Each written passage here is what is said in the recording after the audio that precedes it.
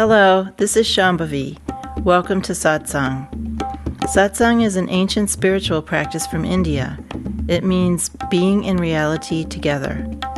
I give Satsang live every Wednesday and Sunday night in Portland, Maine. This Dharma talk was recorded during one of our Wednesday night gatherings. Please visit jayakula.org to learn more about the teachings. You can find video satsangs on Jayakula's YouTube channel, and my books are all available on Amazon.com. Much love to you, wherever and however you are.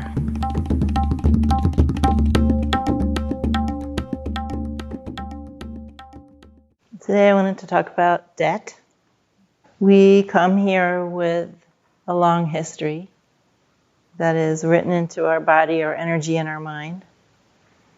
And we come here having been entangled in many different situations that are still working themselves out in time, that have not completed or resolved.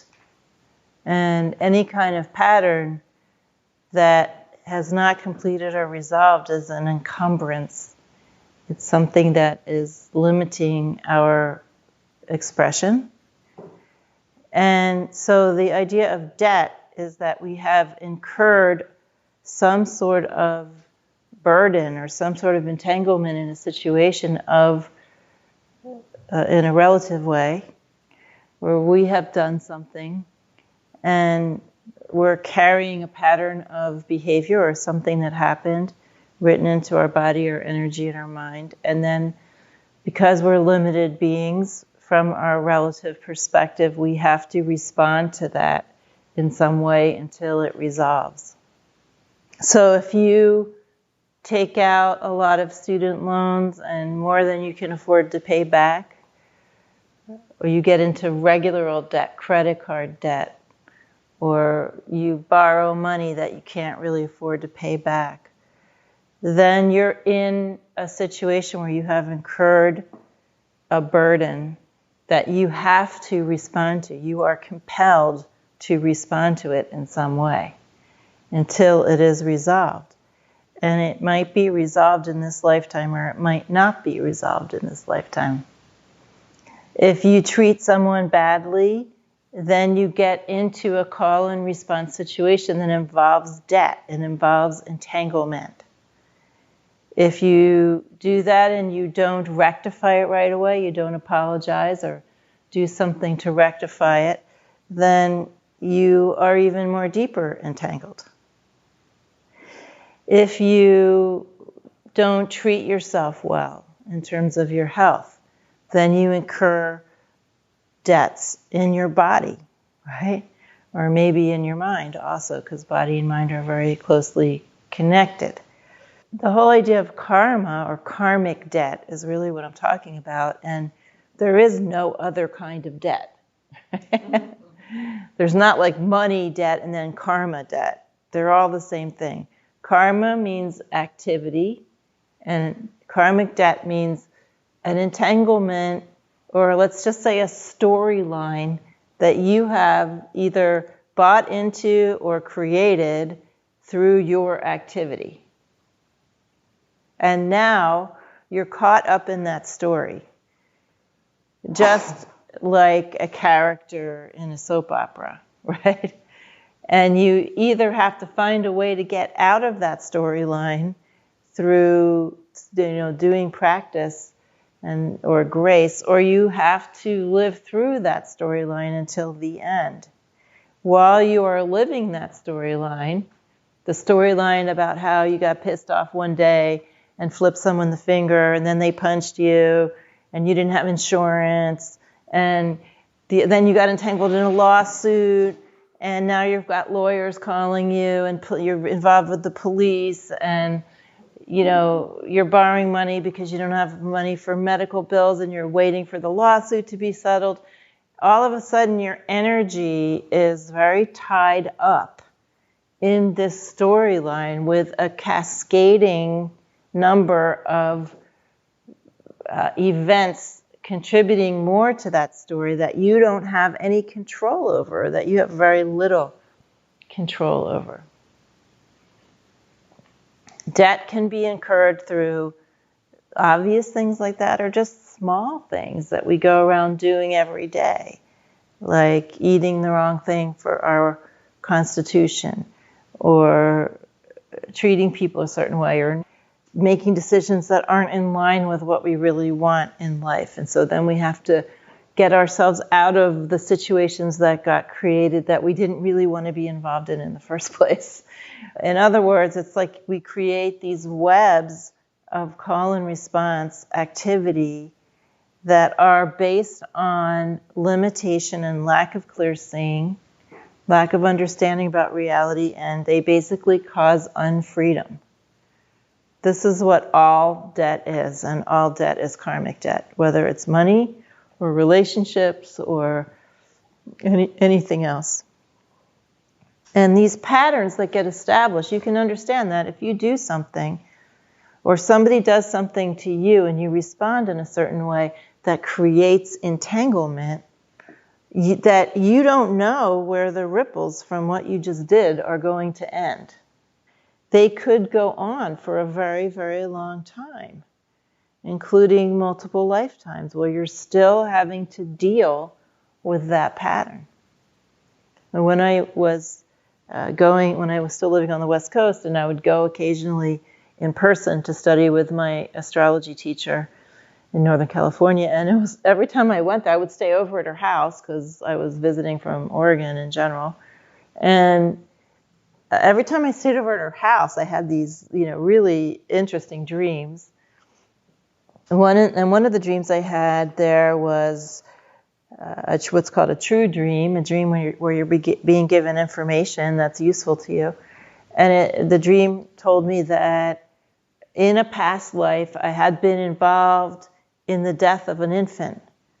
I was told I didn't actually kill the infant, but there was something that I had done that had created the situation where this infant died. I was somehow a part of this situation. And that I had to do what's called an upaya, a correction, so that I would not be part of this karma anymore. And I was given very specific instructions about what I had to do. So this thing happened, this event, I found out from the dream, whenever it was, happened in Africa.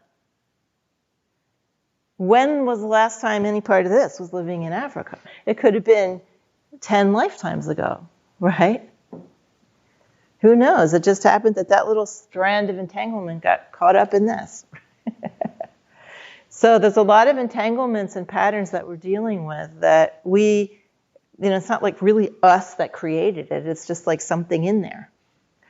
But nonetheless, we have to deal with it. It's like it was like packaged with our bundle, when we got born into this body. But nonetheless, it's ours to deal with. So the trick is that you come in with a full complement of all this karma, unless you have been doing, so much spiritual practice before. And, even someone like myself, who I've been told in many, many different ways that I was doing practice before, I still have so much karma, it's ridiculous. So even people that are born with some adhikara that comes from some past time of doing spiritual practice, which everybody my Dzogchen teacher says anyone who's in this kind of tradition has been doing it before.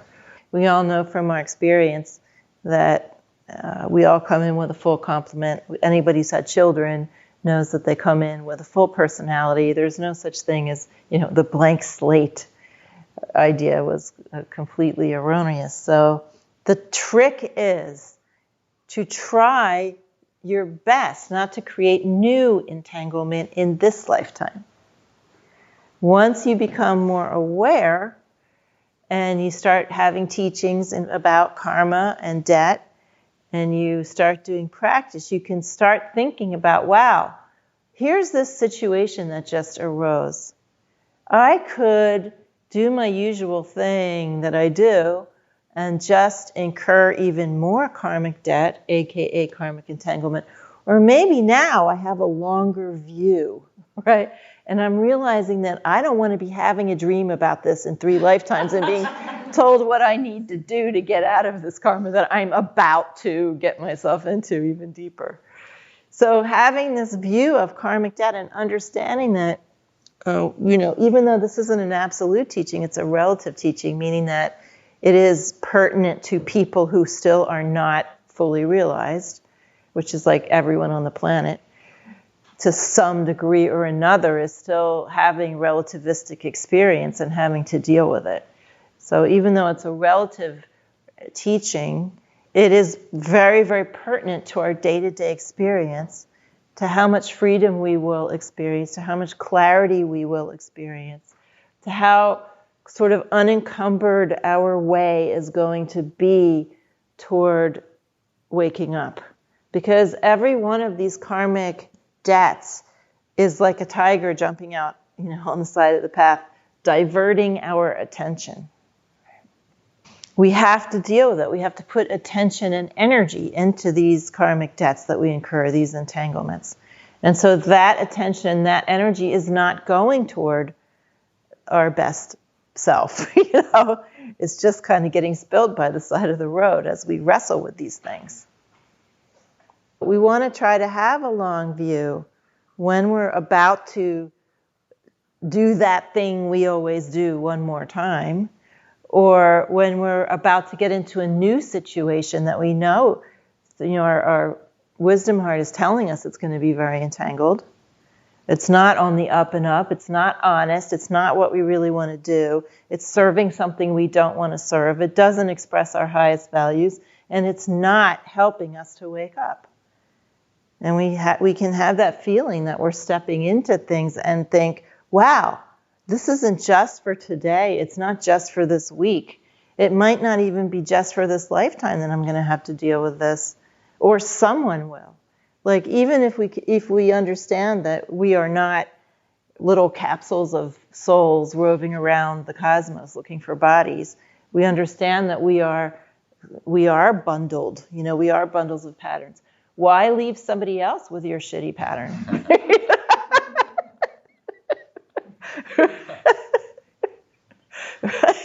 So they have.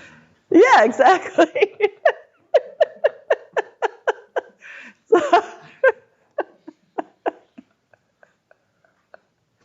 So my advice to my students when people ask me, should I borrow money for this or that? I'm like, no, don't. Should I get into this entangled situation? No, not if you can help it. Try to think about what situations you're in and what is really serving you, and the healthy part of you, the goodness in you, your real values. Then, as you go along, you're not picking up such heavy loads, right? And carrying them around with you. We're all going to make mistakes, and we already all got all entangled in a bunch of stuff before we got to this moment, of course.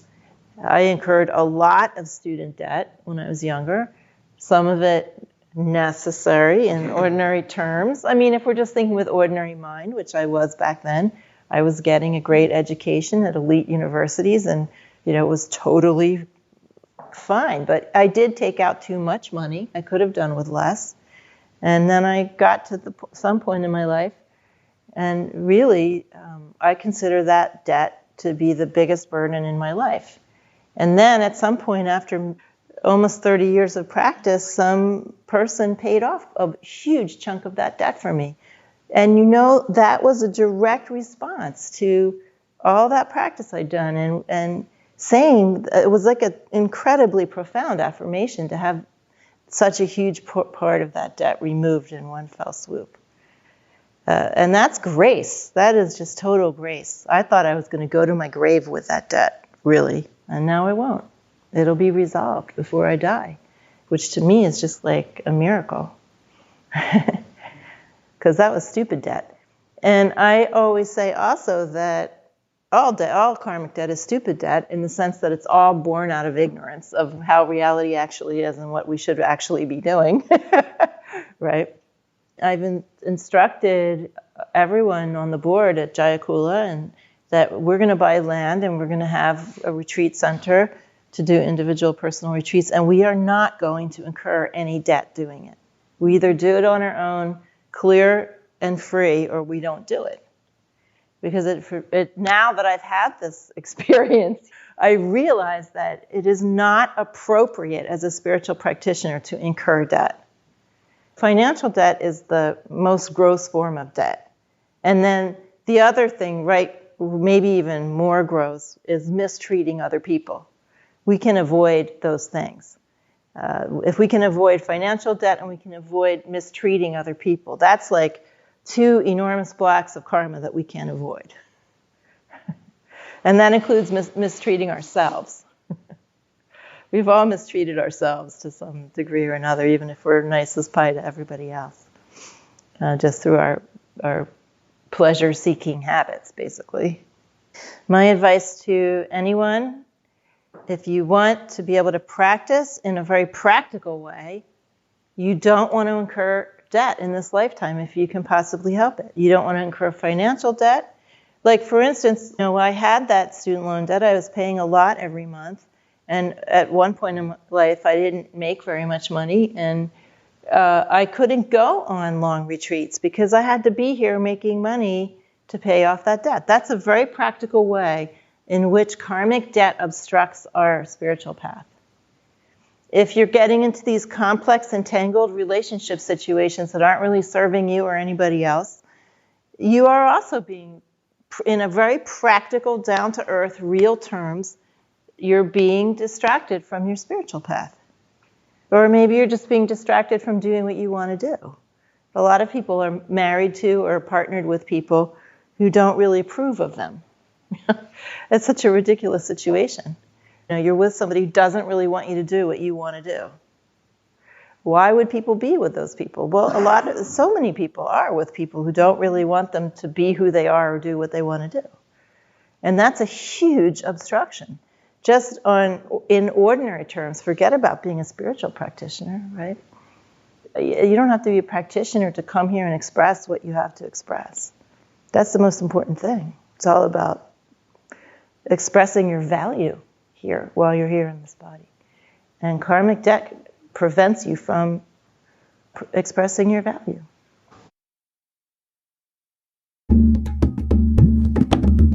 Jayakula is a nonprofit community offering opportunities to learn and practice in the direct realization traditions of Trika Shaivism and Dzogchen. We are based in Portland, Maine and Portland, Oregon. Visit jayakula.org to explore more of our offerings.